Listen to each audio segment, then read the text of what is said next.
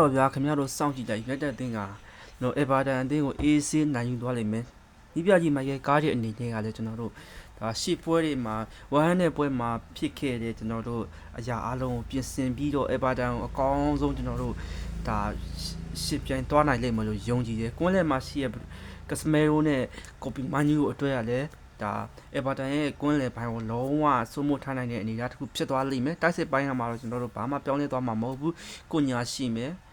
ဒါအမ်ပူပူရှိမယ်ဒါဘရူနိုဖာနက်ဒက်တို့ရှိမယ်နောက်တက်မှာဆိုလဲကျွန်တော်တို့လီဆန်ဒရိုမာတီနက်ရှိမယ်ဟယ်ရီမကွိုင်ယာရှိမယ်ဒါဒီတောင်မန်တစ်ဖက်တောင်မန်နှစ်ဖက်မှာလဲကျွန်တော်တို့ဘီဒူတွေရှိမလို့ဆိုတော့ကျွန်တော်တို့လူရှောရှိမယ်ဒီကိုဓာတ်လို့ရှိမယ်ဒါ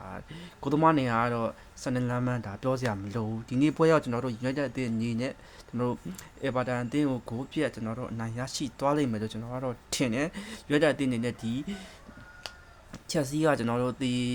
Chelsea ကဒီကြထားတယ်ဒါလီဗာပူးကတော့အနိုင်ရသွားတယ်ဒါပြိုင်ဘက်တွေ